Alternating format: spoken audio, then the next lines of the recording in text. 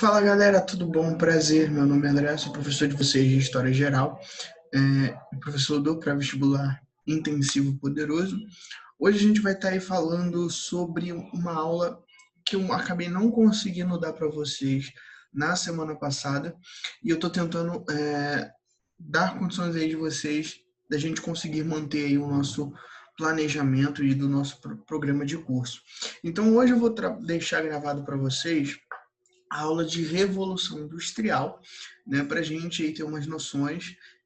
Além desse vídeo aqui que eu estou fazendo essa aula, tem outros vídeos lá no meu canal, que é canal André Araújo. Eu vou deixar em algum cardzinho aqui, aqui em cima na descrição. Você vai clicar no izinho e vai encaminhar ali para os dois vídeos que eu tenho lá no canal sobre Revolução Industrial e que eu tive a participação de um amigo aí, do professor Marcelo Lameirão, do professor do ProEnem, enfim, que vocês, se vocês conhecem a plataforma, vocês vão ter o prazer de ver a conversa que a gente teve sobre a Revolução Industrial lá. Então vamos começar. Para a gente explicar a Revolução Industrial, a gente tem que voltar um pouquinho e falar da formação do Estado Nacional Inglês, né? A formação do Estado Nacional Inglês ele vai se dar pela guerra entre as famílias Lancaster e a família Stuart, né? A família Lancaster e a família Stuart, né? A gente vai perceber que essas duas famílias vão entrar em choque por uma guerra de sucessão de tronos. E aí você lembra também, né, ao mesmo ponto que a gente falou lá no vídeo sobre a Idade Média, que Game of Thrones ele traz essa noção mais medieval, a gente tem que lembrar que o autor de Game of Thrones, ou das Crônicas de Gelo e Fogo, né, que são os livros, ele vai trazer muitas abordagens do mundo histórico inglês para a realidade da série dos livros, né? Então, pelo menos ali as temporadas que ele participou lá na HBO. Mas, enfim, a gente vai perceber que ele vai trazer essas inspirações para, por exemplo, colocar o nome na família dos Lannisters, né? Então, você percebe que isso vai estar muito inspirado, né? A gente vai chamar essa guerra de sucessão entre a Guerra de Duas Rosas, né, entre as famílias Lancaster e as famílias Stuart. Perfeito?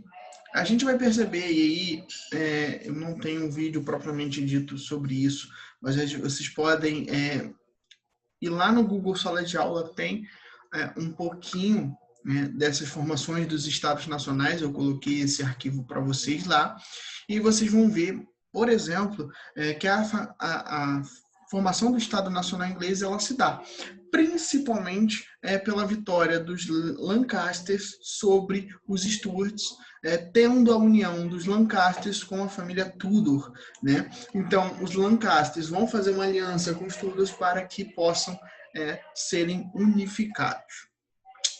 Tranquilo? Além disso, você tem a Reforma Protestante como um antecedente, né? É justamente no período da Reforma Anglicana, onde você tem o rei Henrique VIII fazendo a cisão aí com a Igreja Católica, rompendo com a Igreja Católica, porque a Igreja Católica não quis dar a carta de divórcio do Henrique VIII com a Catarina de Aragão, né? Este mesmo indivíduo, chamado durante o século XVI como o guardião dos sacramentos, e entre os sacramentos está o casamento, pedia a anulação do seu casamento com Catarina de Aragão, porque ela não conseguia lhe gerar herdeiros homens, né? A biologia vai dizer, e pode dizer um pouquinho melhor sobre isso, né, que talvez o problema não fosse a mulher, mas sim o próprio Henrique. A gente vai perceber que a família vai gerar um problema de sucessão, que vai culminar lá na frente com a tomada ou a colocação das rainhas ali, tanto da Elizabeth I quanto da Rainha Vitória. Você vai perceber que o Henrique VIII ele vai fazer essa cisão, ele vai confiscar os bens da igreja, e perceba, confiscar os bens da igreja não são apenas moedas, não são apenas dinheiro, mas as terras, é tudo que envolvia a Igreja Católica e passa a ser dele, passa a ser do Estado. Então o Estado acumula cada vez mais capital. Esse Estado, durante o governo do Henrique VIII, ele vai ter mais condição financeira e que vai ser ampliado, principalmente na dinastia. No fim ali da dinastia da Elizabeth I, então a gente percebe que isso vai gerar alguns problemas, tá? E isso vai ser importante para a Revolução Industrial. A gente vai ter as revoluções inglesas como um antecedente importantíssimo para você pensar o mundo da Revolução Industrial. Alguns autores, como Christopher Hill, apontam, né, que a Revolução Industrial ela é um processo que acontece principalmente pela crise do século XVII, né, que vai gerar fome, que vai gerar guerras e que vai culminar na Revolução Inglesa. E aí, né, você vai perceber a primeira instituição, o primeiro país que vai depor o seu rei, antes mesmo da Revolução Francesa, né? E se você quiser acompanhar, tem vídeo lá no meu canal sobre revoluções inglesas, então vou deixar no cardzinho aqui para vocês e na playlist para vocês darem uma acompanhada aqui nesses antecedentes, porque vocês vão poder acompanhar muito mais conteúdo, tá? Essa Revolução Inglesa vai ser importante porque é exatamente graças à Revolução Inglesa que você tem a ascensão da burguesia ao poder na Inglaterra e o primeiro momento em que você vai ter uma decisão política sendo feita pelos burgueses. Então, as revoluções que a gente chama de inglesa vai estar no bojo do que a gente vai colocar em algumas historiografias como revoluções burguesas, e aí entra a Revolução Inglesa e a Revolução Francesa. Se quiser saber um pouquinho mais, clica no cardzinho que você vai saber bem melhor, né, esse contexto. Então, vou deixar o link, você acessa lá, porque o vídeo ficou bem legal lá no canal. Então, vamos então aprofundar um pouquinho melhor a Revolução Industrial, né, que é um tópico que cai muito, mas assim, muito em história, em geografia e principalmente sociologia, porque dá para debater muitos conceitos importantes e é graças à Revolução Industrial que a sociedade em que a gente se conhece hoje, ou que a gente conhece hoje, vai ser formada. Perfeito? A gente pode definir a Revolução Industrial como um processo de transição da manufatura para a maquinofatura. E aí você pode me perguntar, o que é manufatura? O nome já diz muita coisa. Mano é aquilo que vem manual, né? A questão manual, a questão da mão. Então, manufatura é algo que é feito pelas suas próprias mãos, né? Feito à mão. Então, a manufatura era um processo industrial que vai acontecer antes da maquinofatura.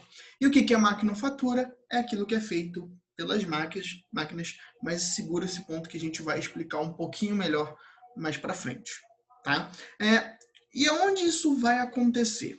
Como eu disse, perdão, a Revolução Inglesa ela vai culminar ali no processo cada vez mais intenso de acumulação de capital e, principalmente, o investimento do Estado na questão envolvendo aí as manufaturas, envolvendo a indústria.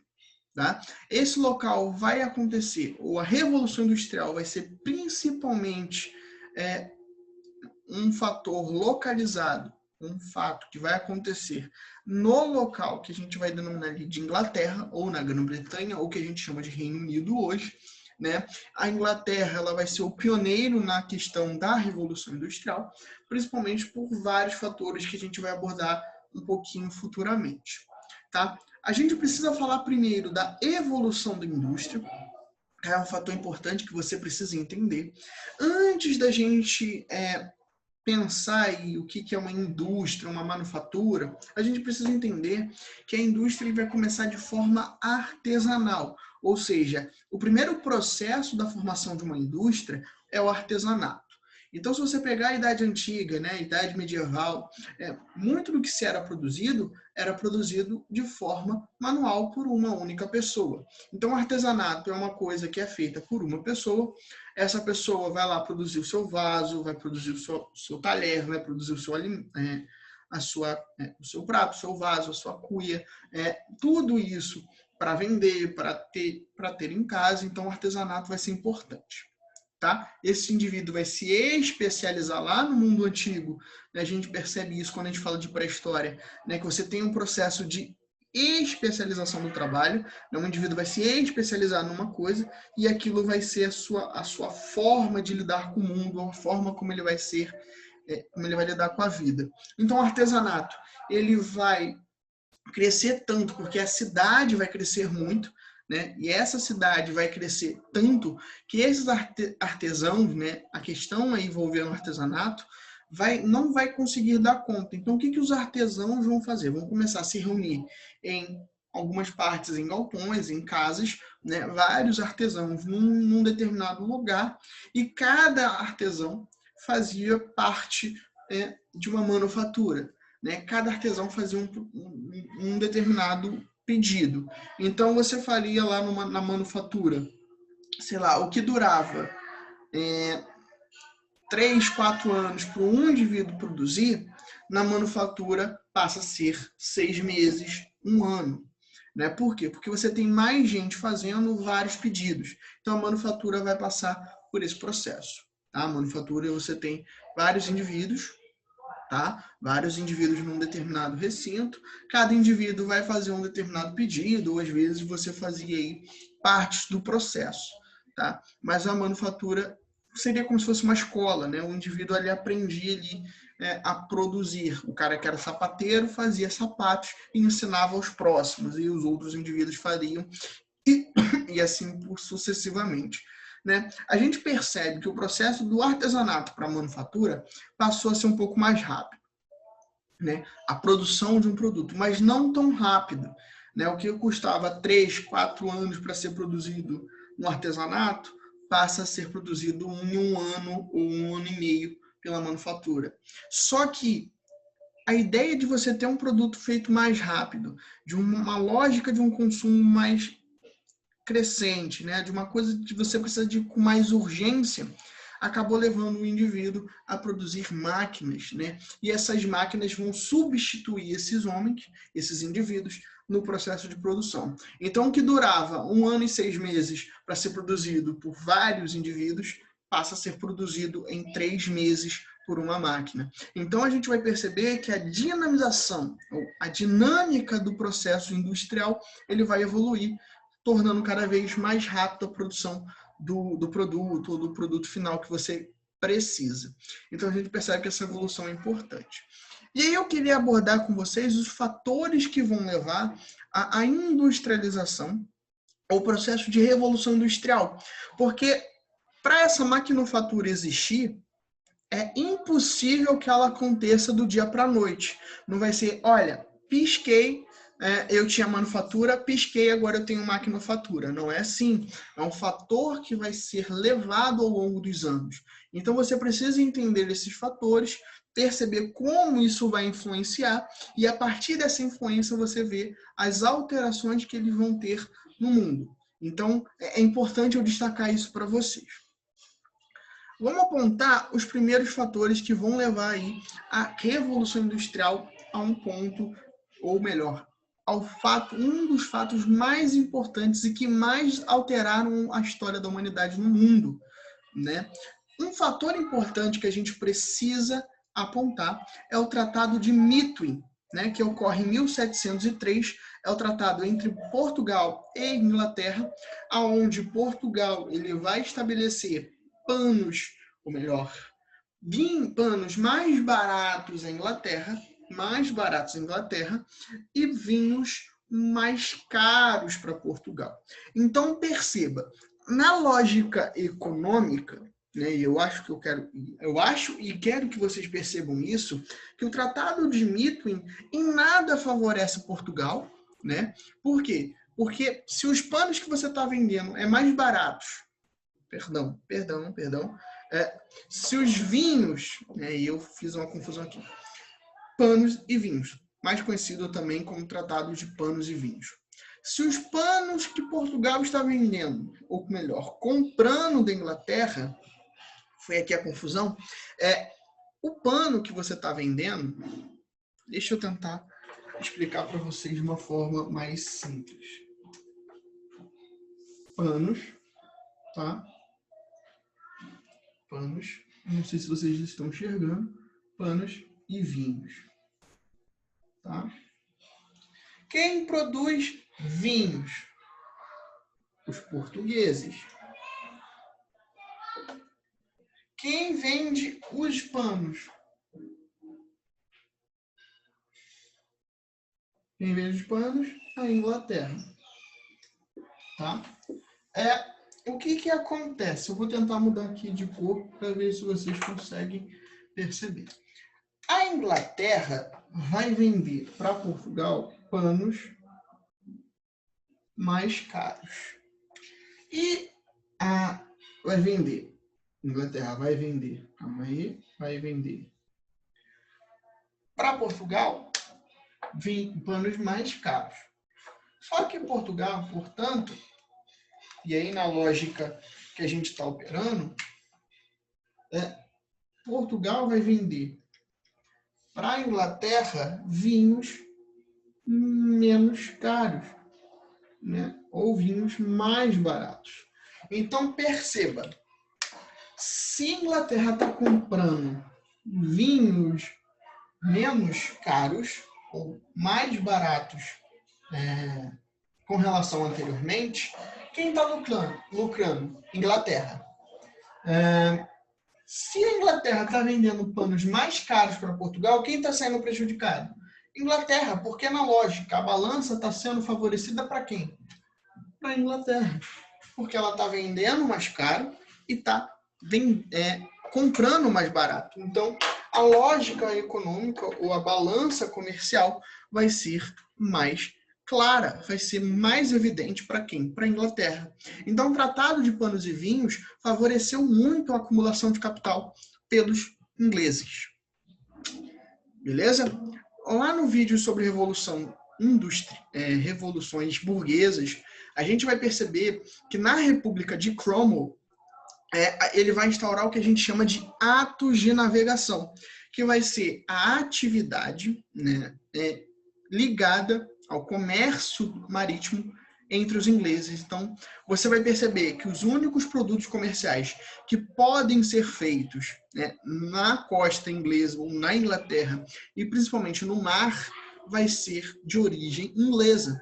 Então, o Cromwell vai dizer que os navios que não são comandados por ingleses ou não são ingleses não podem vender, não podem comercializar e por isso deveriam ser atacados. Então, os atos de navegação vai ser um fator importantíssimo para o crescimento, primeiro, não apenas do poder comercial, mas também da força militar marítima ou a marinha inglesa. Então, a gente percebe que os atos de navegação vão ser muito importantes para isso. Outra questão que vai estar ligada aos atos de navegação é a atividade corsária, o que a gente vai chamar aí de pirataria, a famosa pirataria. Então, se você quiser conhecer um pouquinho do mundo corsário, o mundo dos piratas, assista aquele filme da Disney chamado Piratas do Caribe, porque ele retrata um pouquinho essa noção de um pirata. O Jack Sparrow é um pirata que não é recomendado aí pela Inglaterra, mas você vai ver que você vai ter navios que são autorizados pela coroa inglesa. Então você percebe lá um navio que persegue Jack Sparrow, ele é comandado, ele é um pirata, comandado por um inglês, tá? Então perceba o quão importante na atividade corsária vai ser produzida ali no mundo da Revolução Industrial para acumulação de capital. Outro ponto importante é a ascensão da burguesia ao poder lá nas revoluções inglesas do século XVII. Então, você vai ver que a elite econômica, né, que é a burguesia desse momento, vai chegar ao poder e a partir disso você tem aí o crescimento da forma de acumulação de capital. Além disso, você tem um poderio naval britânico sendo estabelecido desde os atos de navegação, que vai culminar na vitória dos ingleses sobre a Invencível Armada em 1588, lá ainda com a Rainha Elizabeth. Eles vão derrotar a fragata, ou os navios ingleses, ou melhor, os navios espanhóis, que naquele momento eram considerados a marinha mais forte do mundo e vão ser legitimados aí pelos ingleses. Tá? Os ingleses vão acabar se legitimando como a maior força marítima do século XVI, XVII, e desde o século XVI, XVII, ele vai até o século XX. Então você percebe a força que a Inglaterra vai ter, não só como poder político e econômico, né? Só vai ser derrotado ali pelos Estados Unidos, ultrapassado pelos Estados Unidos em pleno século XX, lá na Primeira Guerra Mundial. Mas você percebe também essa força marítima. Outro fator importante para o crescimento da Revolução Industrial, e aí se você pegar o professor de geografia, ele vai falar um pouco melhor do que eu, você vai ter na Inglaterra uma abundância de matéria-prima, como o carvão e o ferro, né? As primeiras revoluções industriais vão se utilizar do carvão, a primeira revolução industrial, e a segunda vai se utilizar o ferro lá na criação dos automóveis. A questão da siderurgia vai ser importante aí. Então, as jazidas de ferro e as jazidas de carvão vão ser muito importantes para essa lógica industrial. Tranquilo? Um ponto importante que a gente precisa destacar é que a partir lá do reinado de Henrique VII, né, e Henrique VIII, você tem o início, né, dos enclosures, ou que a gente pode chamar também, traduzindo, de cercamento dos campos. Né? Exatamente nesse momento que você tem a expulsão dos camponeses, dos indivíduos que estão na zona rural, e passa eles para a zona urbana, né? Fazendo com que esses indivíduos participem ativamente da vida urbana. E, consequentemente, se eles não têm mais o campo para produzirem para sua autossuficiência ou para sua subsistência, eles vão precisar procurar empregos. Então, quando você faz esses indivíduos se deslocarem do campo para a cidade, você faz com que esses indivíduos tenham que buscar emprego aonde? Nas fábricas. Então, a lógica dos enclosures vai ser importante também para isso. Um outro ponto importante é que os enclosures vão ser a formação, que a gente pode chamar de propriedade privada na Inglaterra do século XVI e XVII. Então, você percebe aqui, no pleno século XVIII, em 1750, né, por aí, que o que acontece? Né? A ideia de você expulsar esses indivíduos para a cidade, criar propriedades privadas. E propriedades privadas para quem?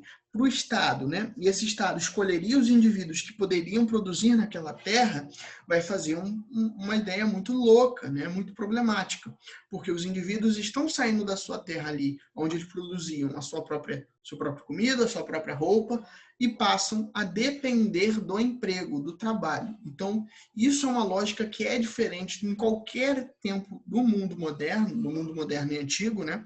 Se você pensar o mundo antigo e o mundo moderno, a lógica de que o trabalho dignifica o homem é um problema conceitual e estrutural. No mundo antigo isso não existe, né? Isso é uma lógica, primeiro, do mundo capitalista e principalmente uma lógica mais cristianizada, uma ótica pautada aí das mudanças teológicas e revolucionárias ali da reforma protestante do século XVI. Né? A reforma protestante de Calvino vai ser um ponto crucial, o que não vai ser um ponto importante para Lutero e tampouco para a reforma anglicana. Perfeito? Então a gente continua. Outro ponto importante vai ser a existência de grande mão de obra, né?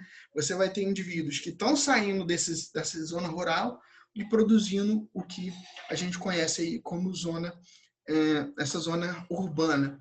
E aí, se a gente for brincar um pouquinho com sociologia, você vai lembrar um pouquinho do conceito do que o tio Karl Marx ele aponta lá no seu livro, nos seus livros, né, nas suas teorias, que é a noção de exército de reserva. E o que é o exército de reserva? É quando você tem na zona urbana ou na zona industrial, vários indivíduos, tá? Essa é a lógica não apenas da mais-valia, mas também do exército de reserva, que é o seguinte, né? Você tem uma vaga para um determinado emprego na fábrica. Essa é a lógica que o Marx está implementando para o mundo fabril, né? Você tem uma lógica ali na fábrica de que você tem um emprego que custa, sei lá, $3, R$ 3. Né? Esse indivíduo vai ter que trabalhar por R$ 3 a hora de trabalho. Uma hora de trabalho que custa aí, né, uma hora de trabalho para um trabalho de 12 horas, vocês fazem a contas porque eu não sou de exatas, né, mas um trabalho de R$ 3, uma hora por hora, né, por cerca de mais de 15 horas de trabalho, não é, em tese, humano, tá? Isso porque não existia leis trabalhistas, muito menos lógica de consciência, não existia nem a noção de colaborador. Você era praticamente um indivíduo que está ali só para ser explorado. Então, lembra o seguinte, o cara que vai ofertar um emprego a R$ 3, a R$ 3 a hora de trabalho, ele não está ligando se você vai perder a mão, se você vai morrer, se você vai perder qualquer coisa. Primeiro que não tem nem leis trabalhistas, como eu já disse. Né? Segundo, ele vai querer reduzir esse preço porque ele quer lucrar. Tá? Essa é a lógica de qualquer empresa. A lógica de qualquer negócio é essa. Eu tenho que lucrar. Então, o que ele faz? Eu vou reduzir essa hora de trabalho, vou demitir esse cara que não faz diferença, eu tenho um monte de gente lá fora, dispensa esse cara e oferta essa vaga a R$ 1. Só que qual é a lógica do mundo capitalista? Isso segundo Marx. Não importa se vai ter empresa ou não vai ter empresa. O importante é que eu tenho que manter a lógica do desemprego. Tá? Essa é a lógica do capital. Essa é a lógica do capitalismo. Por quê? Porque eu preciso de uma indústria ou de várias lojas e eu preciso manter os indivíduos querendo o quê? Emprego. Porque se eu dou um salário justo e várias lógicas de emprego, eu perco mão de obra. Então, a manutenção do exército de reserva é importante para o Estado capitalista. Porque eu gero o quê? Cada vez mais indivíduos que aceitam receber menos do que outros.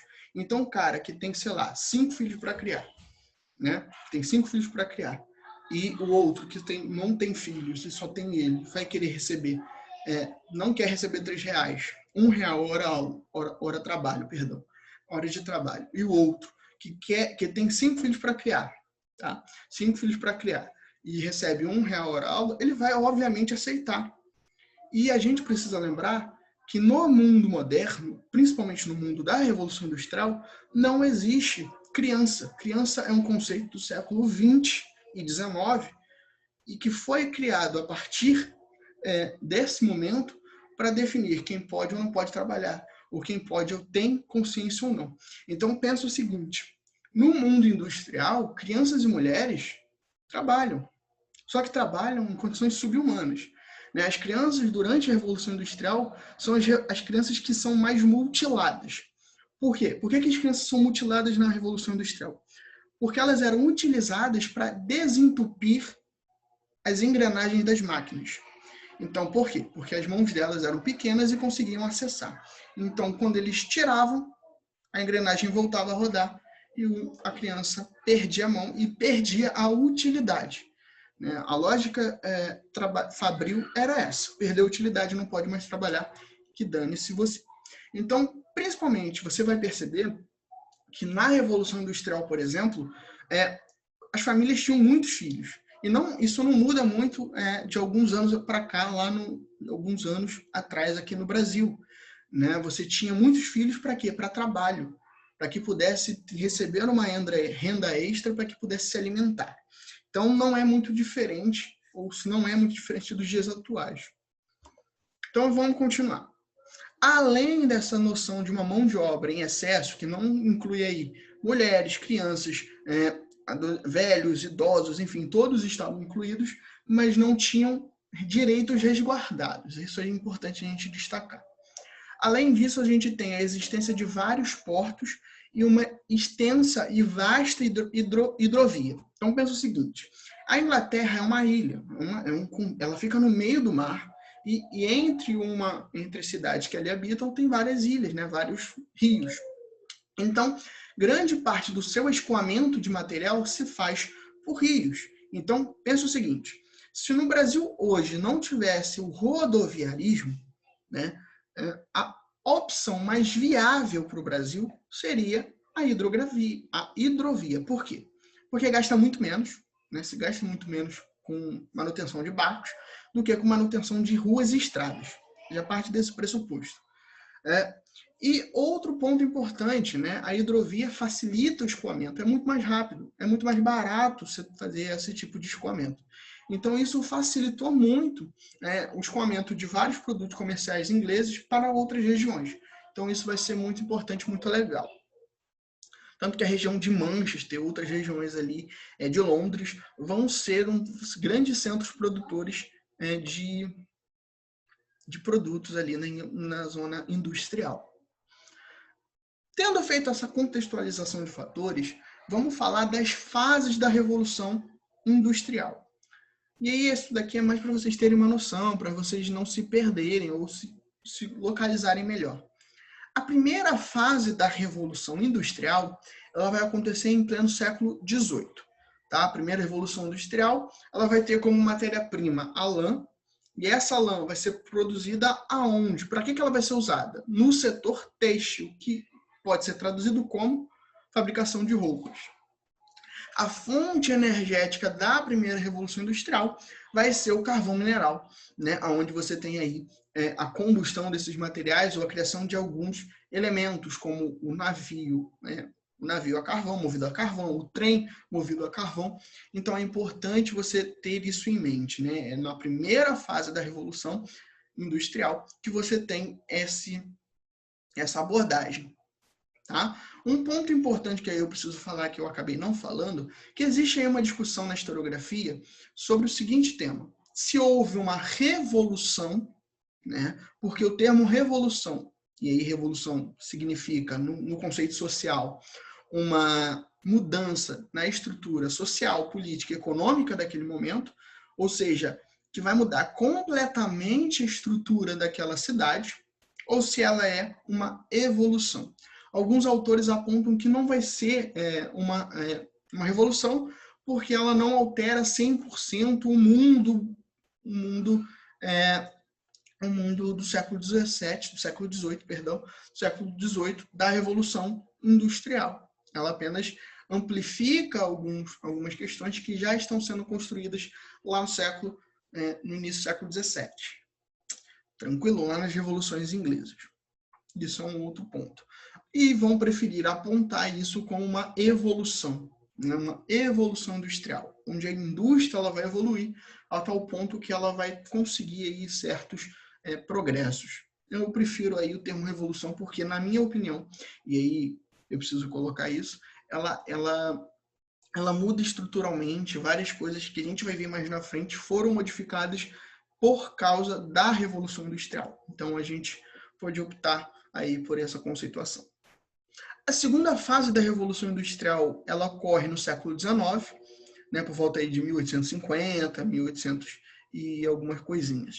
Ela vai ter como matéria-prima o ferro, fonte energética vai ser o petróleo, né, e aí você acaba percebendo que os setores que vão se desenvolver na segunda Revolução Industrial os setores automobilísticos, a siderurgia, a questão naval e entre vários outros que vão se desenvolver ali. E por isso a gente vai ver uma nova forma de se trabalhar. A noção do século XVIII, ou melhor, do século XIX, durante a segunda Revolução Industrial, é uma especialização cada vez mais intensa do trabalho. E aí a gente vai lembrar de uma filosofia muito importante para o mundo fabril, que é a filosofia do Taylor, associada ao Fordismo. Tá? O Taylorismo / Fordismo. Tá? O que é o Fordismo e o Taylorismo? É a formação de artigos em série que são cada vez mais padronizados. Então, no Fordismo, por exemplo, o professor de geografia de vocês pode apontar muito mais coisas sobre isso, fazendo um resumão bem geral, o Fordismo é a produção mais padronizada. Então, você vai ver, por exemplo, vários carros do Henry Ford parecidos, pretos, com a mesma cor, com o mesmo pneu. Por quê? Porque isso barateia o custo da produção. né? Isso fica mais vantajoso para quem está produzindo do que necessariamente para o indivíduo que está comprando aquele produto. Então, é importante se destacar isso. Além de você ter essa noção de um produto mais padronizado, o mesmo produto para vários indivíduos, você tem a noção de um trabalho feito de forma o quê? Cada parte da produção é feita por um indivíduo. Então, você vai ver no filme Tempos Modernos, que é interessante de vocês assistirem, o Charlie Chaplin lá apertando parafuso. Por quê? Porque se ele não fizer aquela parte do apertar parafuso, ninguém mais vai fazer. Então, você pode perceber outros conceitos, como o conceito de alienação, né?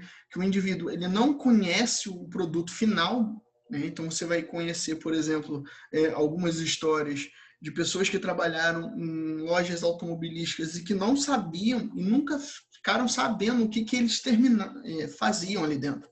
Porque como ele só via parte daquele produto, ele nunca sabia o que ele terminava. Então, essa era a lógica e é a lógica da alienação, um conceito importante aqui da sociologia. Outra noção importante é a formação das concentrações econômicas. E esses nomes, eu acho que vale muito mais a pena trabalhar em geografia, mas é interessante a gente pensar que isso vai ser utilizado até na Primeira Guerra Mundial, né, que são ideias de cartéis, os trusts e os holdings, né? Os cartéis é aquela formação de vários grupos econômicos que vão fazer ali acordos entre si para que os produtos sejam vendidos de tal forma. Então, a formação de um cartel é complicado. Os trusts, os holdings é uma empresa que compra várias empresas de outros meios e a partir disso você tem um conglomerado dessa empresa, por exemplo, o Facebook, que comprou aí várias redes de plataforma, cada um com a sua especificação, o Instagram, o WhatsApp, Messenger, vários outros, né? Você tem isso no campo das redes sociais. Se eu for aí, por exemplo, para o campo das questões alimentícias, você tem a Nestlé, que comprou vários outros, então você tem uma série de exemplos muito vivos sobre essas coisas. Então está muito vivo até hoje. A terceira revolução industrial, ela ocorre ali por volta do século XX, no século XX, por volta de 2001, 1901, e vai se dar até o momento que a gente está vivendo hoje, que é a revolução técnico-científica. Nesse momento, você tem a fonte energética, o urânio, e as fontes alternativas, como hidrelétrica, eólica, várias outras fontes de energia limpa, mais limpa do que o petróleo. Você tem um desenvolvimento muito forte do setor de informática, robótica e biotecnologia. Então, essa revolução industrial vai ser muito importante para os nossos dias. Haja visto aí que a gente tem várias discussões sobre uma quarta revolução industrial surgindo a partir do uso do 5G, né? Do 5G, a questão do 5G é importante. Então, a gente pode aí pensar várias questões.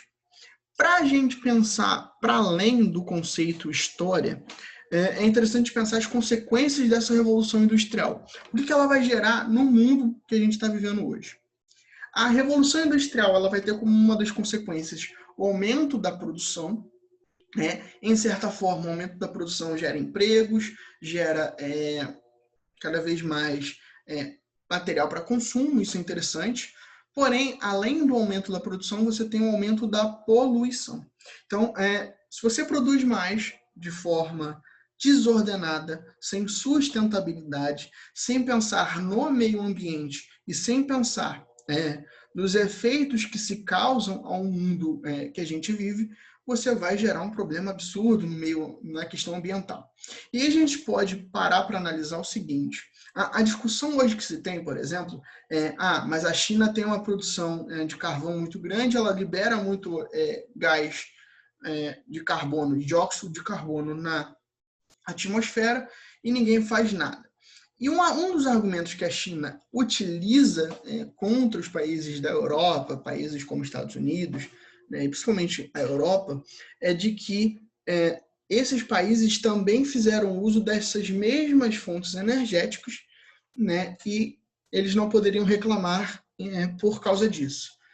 É um argumento, entre aspas, válido, porém, contudo, se esquece de que ele não está ligando para o meio ambiente. Então, o crescimento econômico não pode ultrapassar o meio ambiente. Por quê?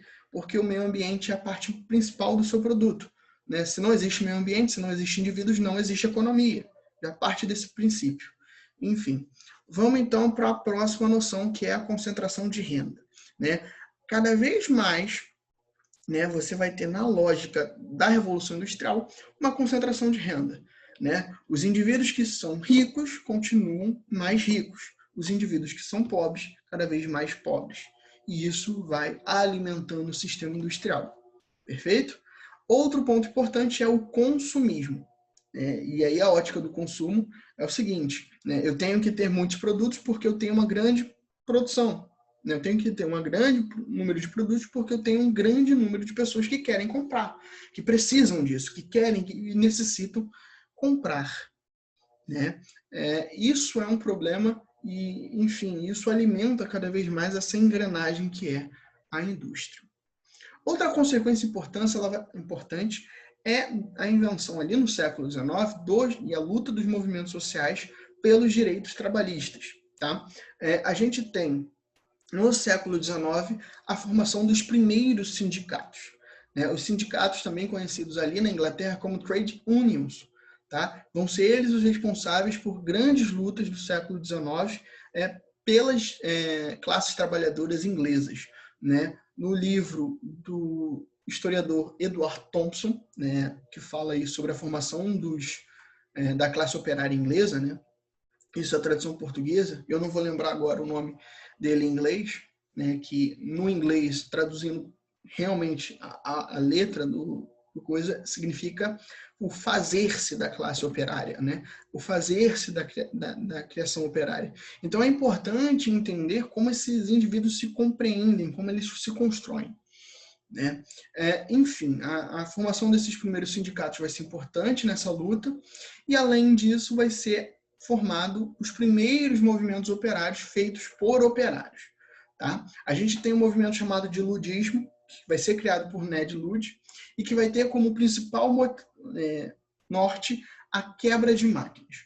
Por quê? Segundo Ned Ludd, né, a criação dessas máquinas e a substituição dos homens por essas máquinas fizeram um aumento brutal do desemprego, né, durante a sua vida, e ele vai dizer o seguinte: olha, se essas máquinas forem quebradas, se essas máquinas forem tiradas de circulação, nós, homens, indivíduos, poderemos voltar a trabalhar. Ned Ludd, com alguns operários, entram em suas fábricas, e Ned vai ser o primeiro ali a destruir uma máquina. O que vai acontecer, né?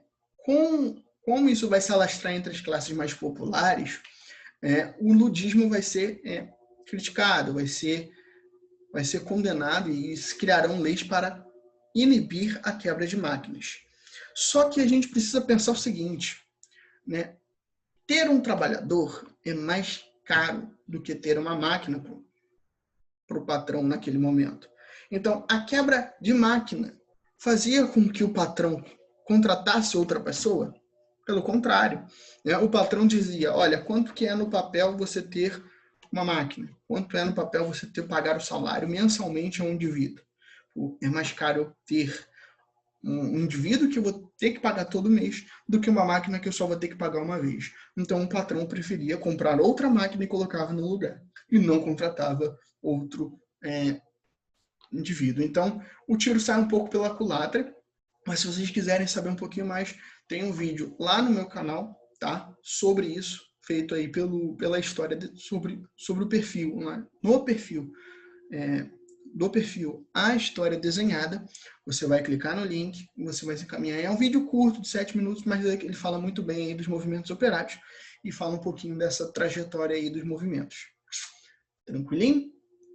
Outro ponto importante é o cartismo, tá? Que vai ser um movimento que vai ter como norte, né? Carta ao povo, vai ser uma carta, várias cartas que vão ser mandadas a assembleias inglesas, né, a Assembleia Inglesa para votação, para que se peça por melhoria de condições de vida, maior participação na vida política, e, de certa forma, ele vai ser mais pacífico do que o ludismo e que vai conseguir muito pouco, mas que, de certa forma, consegue. Gente, é isso. Estou terminando esse vídeo agora.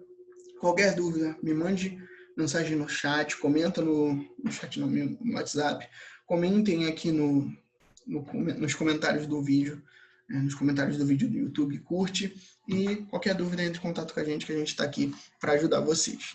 Valeu, gente, é isso, e até o nosso próximo vídeo. Até a nossa próxima aula.